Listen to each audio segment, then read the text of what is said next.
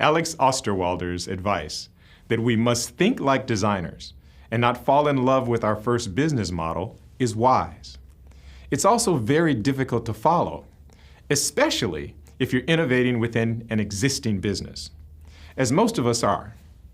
You have ingrained habits for creating and delivering value along your favorite dimension, forward or back. Your current business model and its profit logic acts like a constant gravitational pull that conforms your innovation to your way of creating, delivering, and capturing value.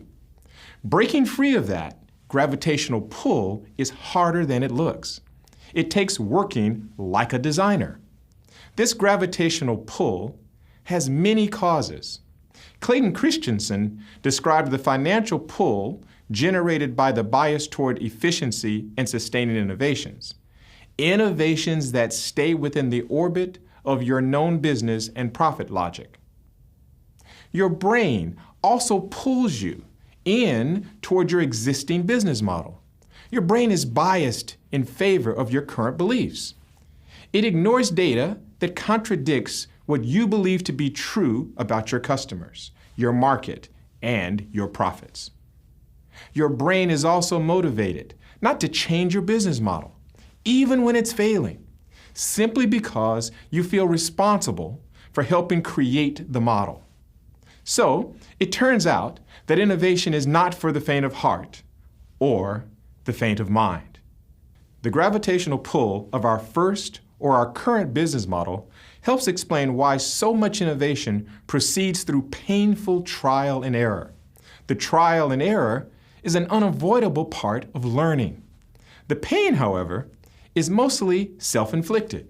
If we learn to experiment with our business model and learn as we innovate, we'll reduce the pain and the cost of innovating while increasing our rates of success. Consider the example of Nestle, among the largest of the world's food companies. Big, competitive, and ever conscious of controlling its costs, Nestle held a dominant share of almost every industry category it served. In coffee, one of the world's largest and oldest commodities, Nestle dominated the instant coffee category. In the 1970s, Nestle's Nescafé brand held the dominant share of instant coffee market. They sold it to the mass market of retail consumers through retail stores that Nestle carefully cultivated with its retail partners. Nestle's relationship with its coffee customers, as with all of its packaged food customers, was an arm's-length relationship of retail transactions.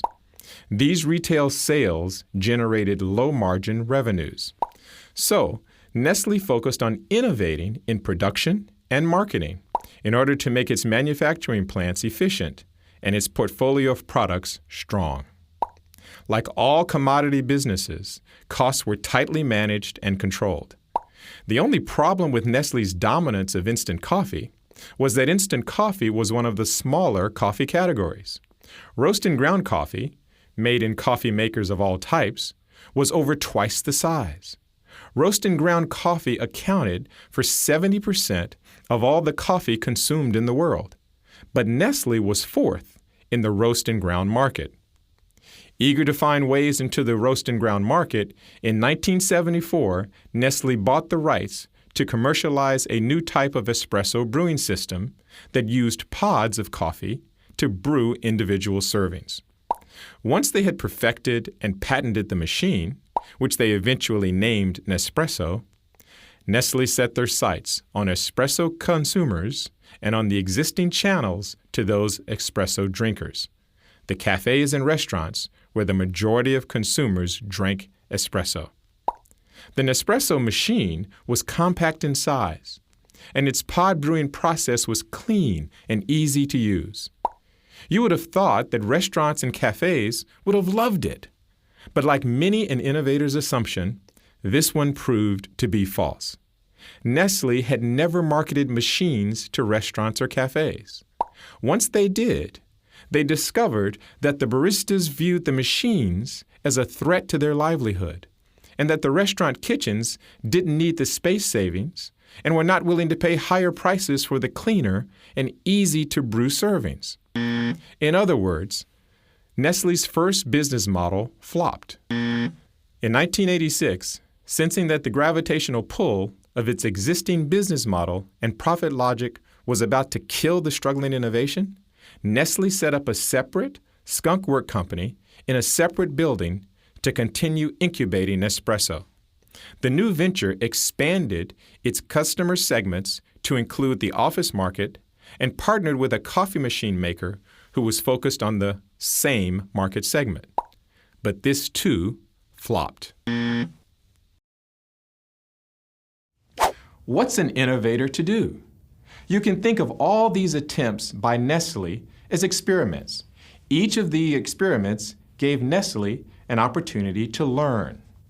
Imagine that you're on the team of Nespresso. You've learned that your cafe, restaurant, and office model for the Nespresso business is not working. What are you going to do next?